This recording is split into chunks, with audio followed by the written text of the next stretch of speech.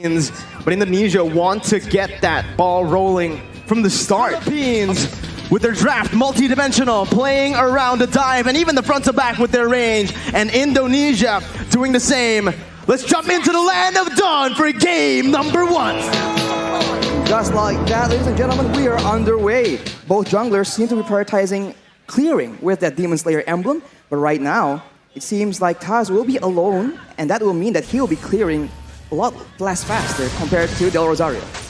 Looking at both of the matchups here, well, the matchup in the mid lane, technically, it will definitely favor Imam and Villa Luna on the Farsa and Lolita when it comes to clear, and especially when it comes to roaming around. Psychots is going to be the target here. Petrify used by Dapadab already early on. Psychots going to be stunned up, and the instant first blood over to the Philippines before the first minute.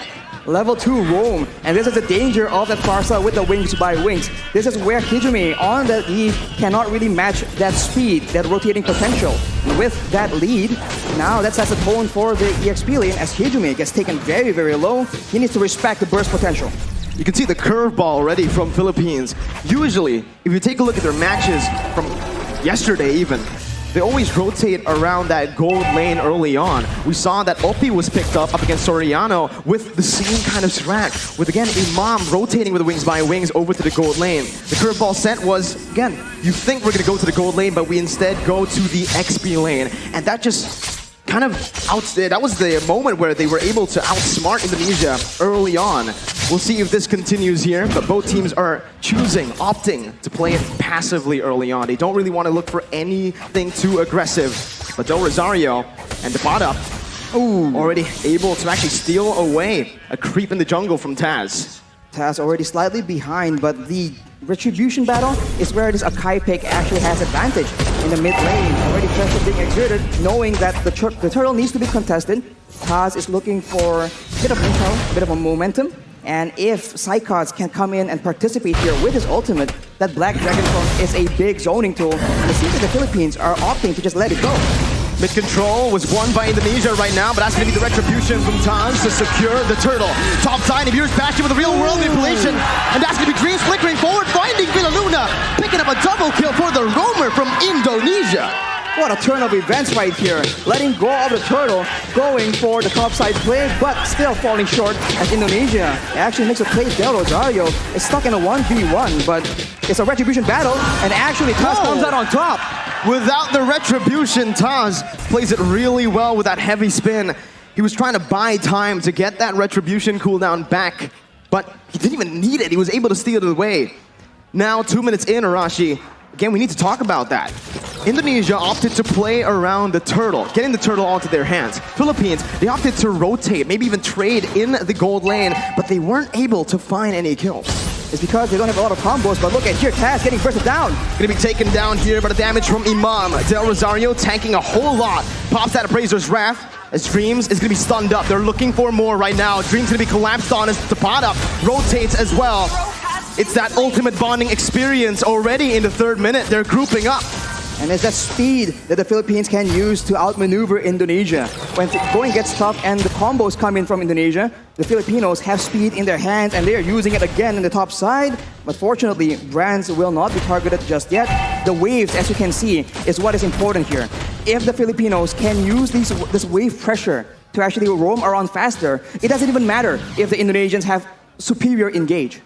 I mean, you can take a look at the gold here. The fact that Indonesia were able to find that turtle, able to find a few kills, but still are equal in gold against Philippines shows that the Philippines have just been laning super well. And you can see in the XP lane with just a slight lead early on, the Depada has just been able to rotate, has been more active across the map, providing so much pressure for his team. That's why it's so interesting, man. Contrasting team compositions, yet coming out even due to the execution, due to the strategy being applied in this early game right here. And now with the turtle spawning up, both teams going. Iron Hook lands though. On to Villa Luna, who's going to be bursted down by the Venice Rage. Psychots now coming in with the Petrify onto 2 members, stunning them up. But there's no further follow-up. It's the turtle traded in for a kill, 1 for 1. and it's going to be very difficult for the Indonesians to catch Imam. He does have the Purify that saved his life in that engagement. Dreams is zoning Soriano away though, but the backup is coming down through. The Indonesians will be able to pick up the turret, but it does seem that the Philippines will not be able to find any compensation. Both teams still trading back and forth. It's still such an even game in the 5th minute here, with both teams standing at literally equal gold. It's probably just 100 gold lead, but with Indonesia getting that turret in the gold lane, they will have a little bit more pressure to play with when it comes down to that wave manipulation. They can push the waves further into the side of the Philippines. They can use the lack of vision in that top side as well. And as you can see, Dreams is already trying to find some opportunities in the top side of the jungle. But the Filipinos are rotating in that mid lane. They like doing this siege playstyle, and they can poke down any member from Indonesia. This early in the game, the resistances, the defensive items have not been completed just yet. It's the signature Ube that we've all come to know. Villa Luna, though, going aggressively onto Dreams, going to be stunned up, suppressed by the Bloody Hunt as Villa Luna will fall here in the 5th minute. Indonesia using this Franco really well, looking for another pick towards Imam or Depada. But it seems like it's just the battle for that mid-control. And if this continues, the Filipinos will not have a member tanky enough to just serve as that scouting tool. Right here, the Philippines are still trying to clear the waves, look for the big pickoff, but if the Indonesians keep getting the upper hand like this, it's going to be very difficult for them to even get that vision necessary for them to set up those ambushes. You know, I think Indonesia have been responding to the rotations from Philippines with a lot of class right here. You know, with Indonesia, again, utilizing Hijume to actually lane alone in the mid lane, just having Dreams to support him in the back, but the mid control will definitely be held down by the Philippines here with a clear. Now both teams rotating over to the Turtle. 6 minutes in, Del Rosario with Philippines looking for it. Taz goes in for the heavy spin, but will be stunned up. Dreams now in the back, not going to be able to find anything, but it's going to be Psychots who finds the Petrify. It's another Petrify for the bottom.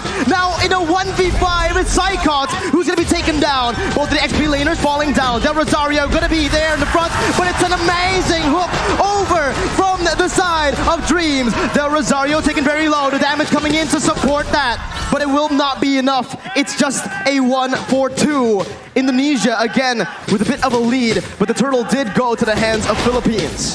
The Indonesians come out on top due to their superior crowd control, and this is what they're talking about. When the going gets tough, when everything is clumped up like that, the Indonesians have a bit of an advantage, at least until later on in the late game. For now, the Filipinos, they need to be very careful for that Iron Hook.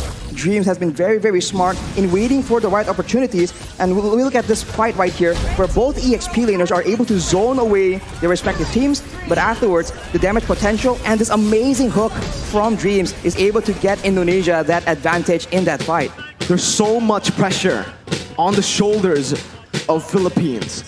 1-0 down already.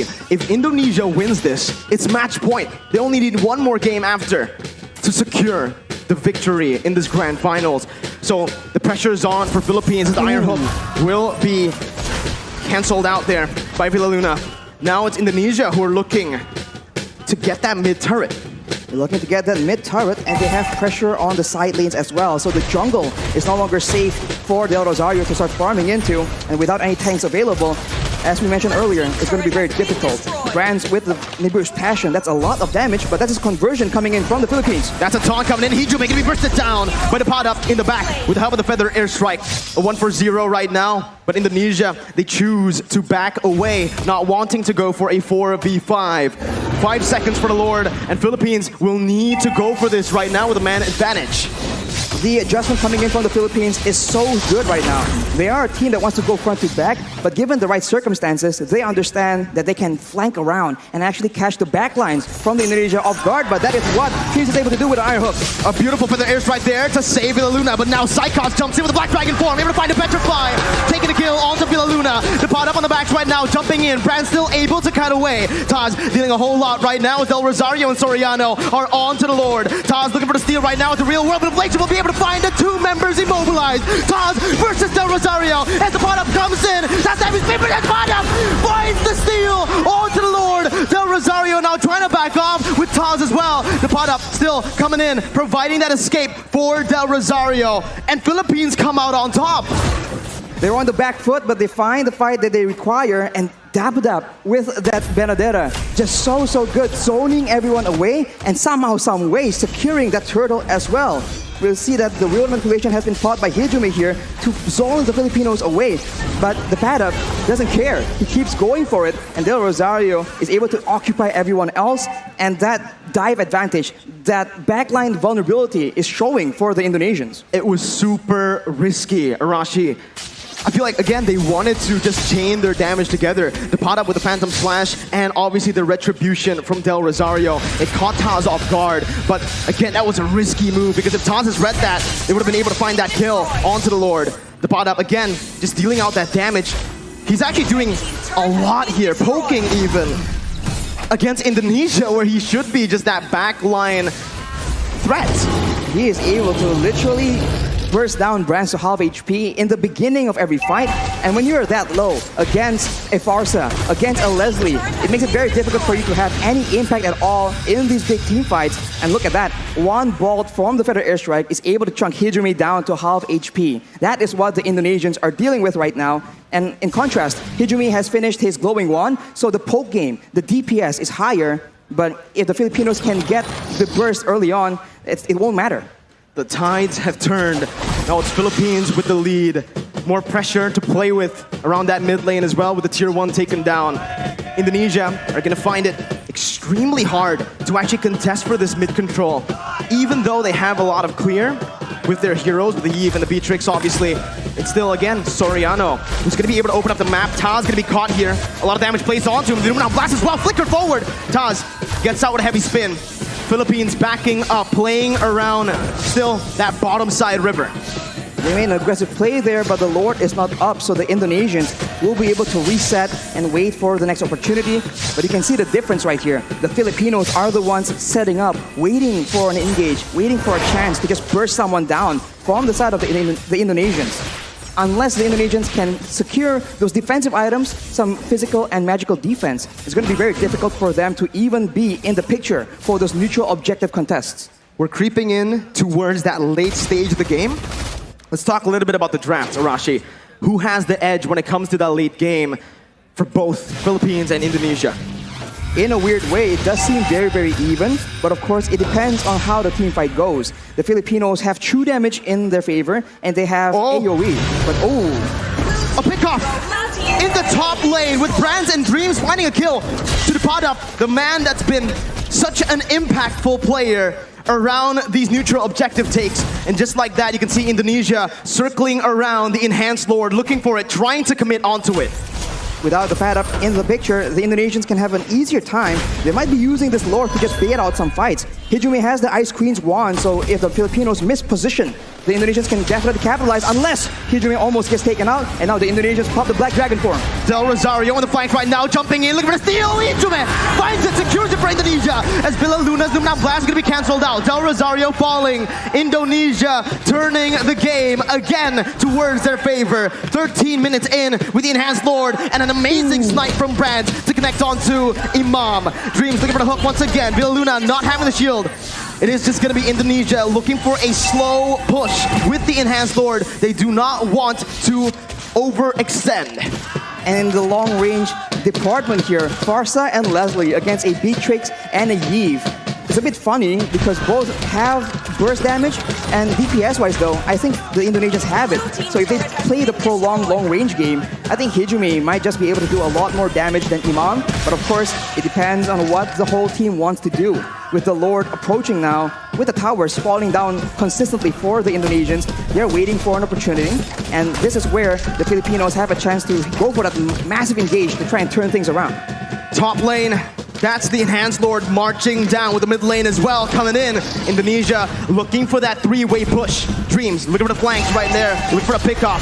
A good feather airstrike to zone Hijumi away, as it's a beautiful micromanagement from Team Philippines as they are able to defend, losing only one base turret right now. Dreams almost finding that hook, but will not be able to. Only one base turret falls in that skirmish, in that siege. You can see the discipline and the care that the Indonesians are using right now. they would usually go for an engage and perhaps go for a big fight. But they know against the Philippines, that could be the exact play that allows them to come back. If you take a look at the levels right now, Branz and Taz already at level 15, they definitely have a bit of an edge compared to the Filipinos. But soon, at about the 15 to 16 minute mark, it will no longer matter. The gold advantage will be moot because both teams will have a full inventory slot. Now it comes down to the vision game. When we're at this point with just the base turrets left standing, Philippines needs to be extremely disciplined when it comes down to opening the jungle up. You can see they're grouping up towards that purple buff for Del Rosario. Branz able to siege down that base turret in the bottom lane with the Renner. Now the mid lane base turret is all that is left. Some vision there provided by Philippines over to the bottom side jungle. But Indonesia will choose to play it disciplined, not wanting to go for anything too crazy, as we are going to take a look at the item check here in 15 minutes. Well, Imam definitely has an abundance of damage right here. The Holy Crystal and the Divine Glaive penetrating the magical defense and also gaining a lot more magic power in the process. Along with that though, if you itemize for that magical damage, Soriano has a full inventory slot as well with the BOD. So if Branz gets chunked low enough, one hit is all it takes. And if he's out of range, the snipes are still an option as well. The Lord Dance here from both these teams will decide how this game turns around. We'll see again. Indonesia still holding on to that lead. Again, with the waves being manipulated as it is, slow pushing in the top lane and that bottom lane, Philippines will have to send a few members, or maybe just one member, to just stay in the base defending. Again, Indonesia will have a little bit of a man advantage here, forcing the errors to come through from Philippines as they look for the enhanced Lord in the 16-minute. That's a hook again. Dreams reading it out well, but it's going to be the stun coming in from the Lord. Immortality popped in. Branz dodging away from Feather Airstrike. Del Rosario looking for the flanks right now. Is activating the heavy spin. And that's the Lord secured by Indonesia. Luna blast by with a Luna. Cancelled out by Taz. Soriano massive in the back line. Still able to find Psychots. Both teams, again, just trading Dreams with a concealed play, looking for a hook. Del Rosario and the rest of the Philippines will be able to play around those mini waves to stop the hook from connecting. It's a 1-for-1. Lord for Psychots. Lord for Psychots, and that is calculative gameplay coming in from the Indonesians. Knowing that the Padap is on the other side of the map, they go for that Lord play, and they were able to catch the Filipinos off guard. And now, look at a hook! Hitchman with the help of Branz, snipes them down! The bottom onto the back line, doing a whole lot of damage. The mirrors back in from Branz, spraying them down with the help of the real world manipulation. Hitchman takes them down. It's a 3-4-0 for Indonesia. Del Rosario, the appraiser's wrath, 1v3, taunting Dreams up, but Branz will be able to melt him down. Soriano tagged down. It's a triple kill for Branz, and it's match point for Indonesia. What a fight by the Indonesians, knowing that they have an advantage, landing the hook at the right moment. Dreams on the Franco enables his team yet again, and the Filipinos are on the back foot right now. They need to adjust. What a start to the series, but it might be the beginning of the end.